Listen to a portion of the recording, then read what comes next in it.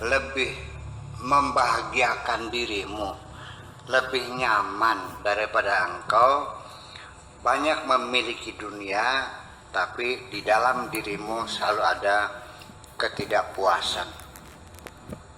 Ketika dalam dirimu ada penyangkalan. Kenapa? Karena dunia ini selagi engkau masih menyangkal, dapat berapa saja engkau selalu kurang. Jadi kapan kamu senangnya? Kita terangkan dulu ini sedikit agak ini. Dulu ketika engkau belum punya sepeda, pengen punya sepeda enggak? Kenapa punya sepeda? Karena melihat teman-teman pakai sepeda, sekali goes 5 meter, sedangkan melangkah sekali tindak hanya setengah meter. Pengen kan? Setelah punya sepeda, pengen punya apa lagi? Setelah punya motor, punya apa lagi? Setelah punya satu berapa? Setelah punya mobil, pengen punya apa lagi? Pesawat terbang. Tidak akan pernah habis-habisnya. Jadi kapan Anda merasa nyaman hidup? Ketika Anda sudah merasa puas dan senang hati apapun yang diberi oleh Allah. Daripada kamu banyak hartanya tapi tidak pernah puas. Jadi kepuasan dunia adalah dengan sikapmu yang selalu menerima apapun yang menjadi keputusan Allah. Ini seperti diterangkan. Orang kaya yang selalu merasa kurang, orang miskin yang siap menerima apapun keputusan Tuhan, mana yang bahagia? Saya datang orang perempuan menangis, berkeluh kesah, alasannya kapal lautnya tinggal 2, truknya tinggal 4. Dia nangis. Padahal di belakang rumah saya, sana saya, banyak orang miskin yang buat makan besok aja nggak tahu, masih bisa tertawa terbahak-bahak. Jadi mana yang bahagia? Udah paham? Itu. Jadi yang penting adalah membangun sikap hati, siap menerima apapun keputusan Tuhan, apapun pemberian Tuhan dengan segala senang hati. Ya udah. Sementara kita baru punya sepeda, sudah dinaik sepeda dinikmati. Iya, nanti dikasih motor ya silakan nikmatinya. Ya, terus nggak bisa beli mobil ya udah. memang lebih baik naik motor daripada naik mobil. Mobil kan responnya besar lagi nantinya. Jadi saya kira itu yang paling penting. Kemudian halawatuhu ahla fi qulubis siddiqin. Ya. Rasa manisnya kehidupan lebih manis yang ada di dalam hatinya orang-orang yang siddiqin, orang-orang yang sudah benar-benar mapan di dalam keyakinan dan akidahnya. Siddiqin selalu membenarkan apapun yang menjadi keputusan Tuhan. Min tanawulis syahwat wal ladzat wa ahla indahum minad dunya jami'ha. Itu lebih nyaman daripada engkau bisa mencapai pemuasan syahwat, birahi, seksual, kesenangan, makan enak, ya. Tetapi Anda selalu tidak pernah puas dengan apa yang dapatkan itu. Ya, sudah sekali bisa main cewek sehari, seminggu sekali, pengennya tiap hari. Setelah sehari satu, pengennya sekali pakai 10 cewek, pengennya. Jajar. Nggak bisa habisnya gitu, iya. Dan terus setelah punya sawah 1000 hektar beli lagi 20 hektar. Dan semuanya akhirnya hidupmu tidak menikmati kekayaanmu, tidak akan ada waktu. Orang ini selalu membeli, selalu ingin memiliki sesuatu sama sebanyak-banyaknya, mobil, motor, sepeda, pesawat, rumah, sawah, kebun. Apa yang terjadi? Nggak ada waktu untuk menikmatinya. Malah justru waktumu habis untuk ngurusin itu. Jadi kamu jadi babunya dunia kalau begitu. Tidak menikmatinya. Ya, sepeda mobil tabrakan marah. Ya kan? Motornya hilang marah. Rumahnya kotor marah. Akhirnya apa? Stres. Jadi jangan dikira bahwa orang yang hartanya banyak itu lebih bahagia. Letak bahagia adalah bukan pada materi, tapi pada kondisi hati kita ini. Betul nggak? Mana perempuan yang paling cantik adalah yang engkau cintai. Percaya nggak? Iya. Kalau nggak dicintai cantik nggak? Ya enggak lah, gitu. Nah, itu.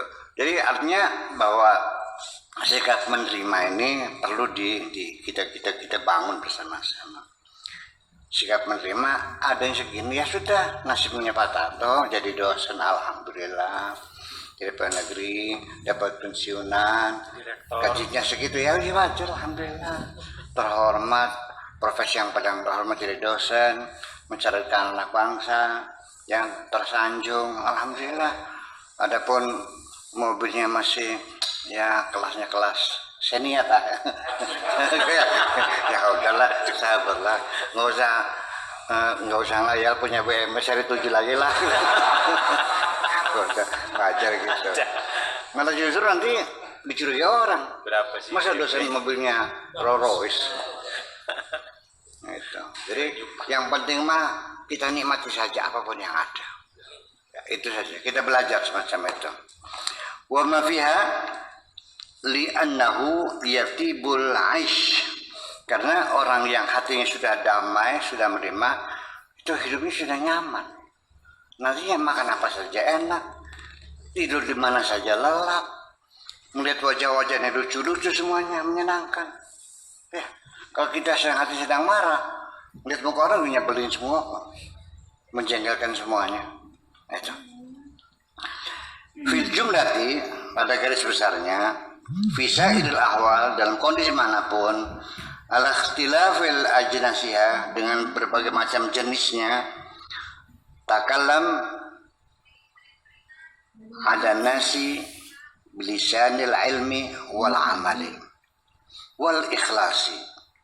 Silakan engkau berbicara dengan siapapun, dalam kondisi apapun dan dimanapun. Satu, berdasarkan keilmuan, ada standar saintifiknya, rasional. Wal amal, dan diimplementasikan, applicable, ya kan, yang bisa diterapkan, yang bisa dilakukan. Wal ikhlas, dan ada ketulusan.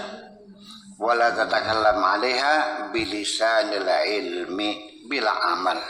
Kalau ngomong sama orang jangan pakai lisan saja, sebatas ilmu saja tapi tanpa amal. Nyuruh orang supaya sholat, kamunya tidak sholat. Seorang ayah menyuruh anaknya sholat. Di sini, di kampung saya, si bapak nggak pernah sholat, nyuruh anaknya sholat. Saya katakan dengan bahasa lokal dulu ya, nang, pada sembahyang mana los? Cukup raup bapak nira apa sih sembahyang? Begitu. Wahai anak-anakku, pergilah sholat sana. Sudah cukup bapakmu saja yang tidak sholat. Begitu benar. Nah, ini kan terjadi sehari-hari. Itu yang diucapkan. Yang dia diucapkan sehari, di mana-mana kita lihat banyak orang, ya, dia menganjurkan orang tidak korupsi, tapi korupsi sendiri. Ya kan gitu. Nyuruh orang rajin belajar, dia juga malas kan. Sampai guru agama yang ngajarin sholat, nggak sholat juga gurunya. Apa artinya? Ini maksudnya artinya ngajak orang itu yang benar-benar yang sudah kamu lakukan, bukan hanya sekedar ilmu. Ya, ilmu semua juga bisa. Yang berkat mengamalkannya, yang bila amalin. Fainahu la yanfa'uka wa la yanfa'u man 'indaka. Karena ilmu yang tanpa diamalkan itu tidak memberikan manfaat kepadamu dan tidak akan memberikan manfaat kepada keluargamu dan teman-temanmu. Nggak ada manfaatnya. Anin Nabi sallallahu alaihi wasallam. Anqal, beliau berkata, wa yahtiful ilmu bil amali. Ilmu itu akan berbisik, akan mengundang, akan mendorong kita untuk beramal. Itu ilmu yang bermanfaat. Fa in ajabahu, itu pun kalau dijawab panggilannya itu. Ilmu mengundang kita untuk beramal. Ketika dijawab panggilannya, amal, ya sudah, itu namanya benar, berkah. Wa illa, kalau tidak dijawab, irtahala, ilmunya pergi. Yang dimaksud pergi itu tarhalu barakatuhu, artinya keberkahannya yang hilang. Hanya ilmu kok hanya bisa debat aja, ngadu dalil. Kelakuan mah kayak monyet kelakuannya. Oh iya, ilmu mah tinggi, kelakuannya kayak monyet. Ini banyak sekali. Namanya, kalau ini namanya jarkoni, ngajar wong ngelakoni. Iya, ya itu semacam itu. Nah, ini terjadi pergeseran nilai dalam pendidikan sendiri. Harus kita perhatikan bahwa pendidikan kita zaman dulu, pada waktu kita masih kecil, namanya sekolah di SD, SMP, SMA, di pesantren, itu kan pendidikan sifatnya normatif. Artinya ketika guru ngajarin saya sholat, gurunya sholat. Kalau guru ngajak kita zikir, gurunya juga berzikir. Itu adalah pendidikan yang sifatnya normatif. Tetapi sekarang sudah bergeser. Pendidikan kita dengan deskriptif. Yang penting murid paham. Mengerjakan atau tidak mengerjakan itu bukan tugas guru.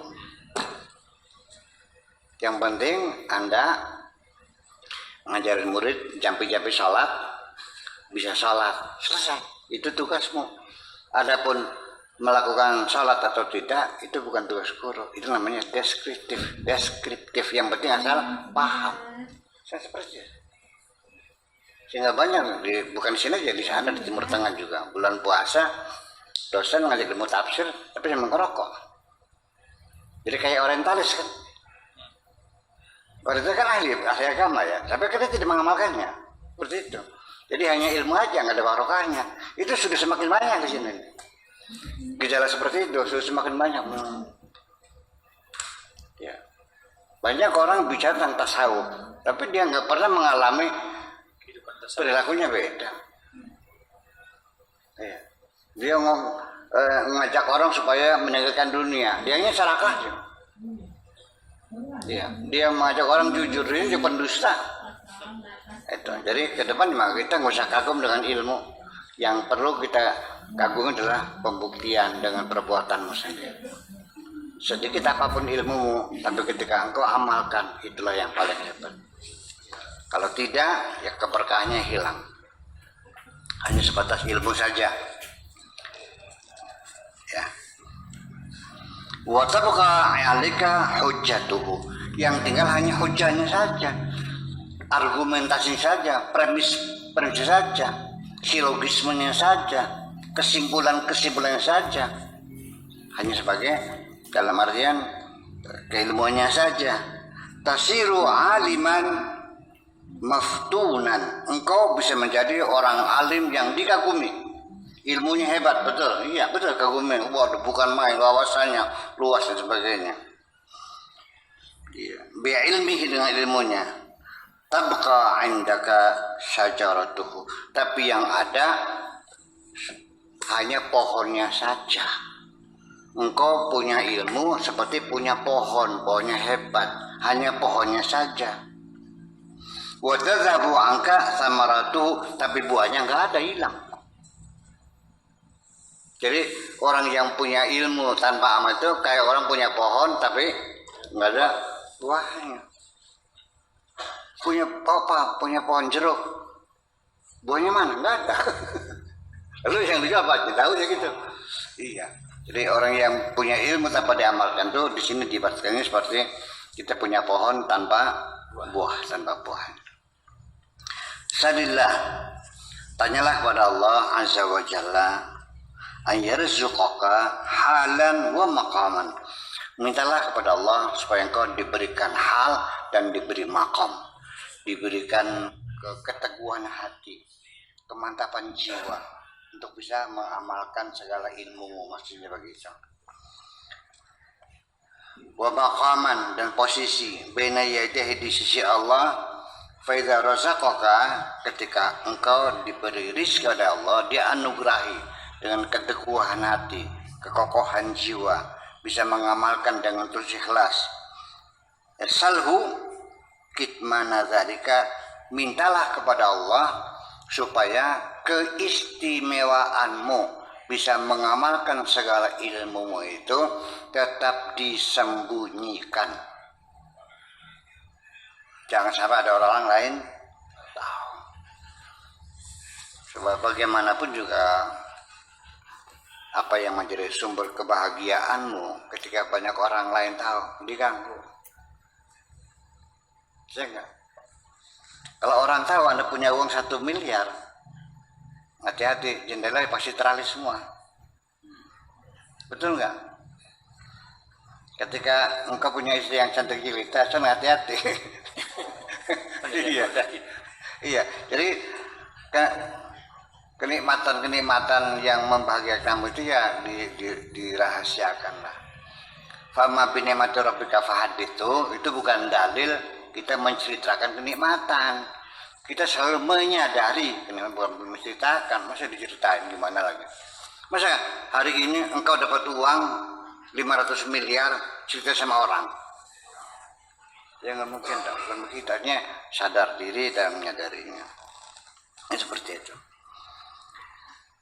Wa anda tuhibba idhara syai'in minhu, dan minta kepada Allah supaya kamu jangan ada keinginan untuk menampilkan keistimewaanmu itu dalam mengamalkan ilmu.